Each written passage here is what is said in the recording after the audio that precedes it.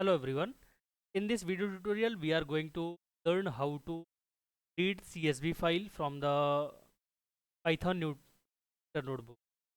Firstly, we need to import the library as PD. Now, pd.read CSV.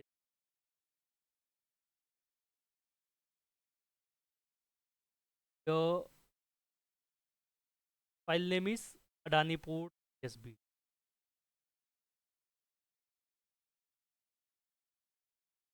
Now, after copying this, store this by Adani port. Now, print all the data. Adani port. Run this. Now, after running this code, we can see this data on the screen. Thank you.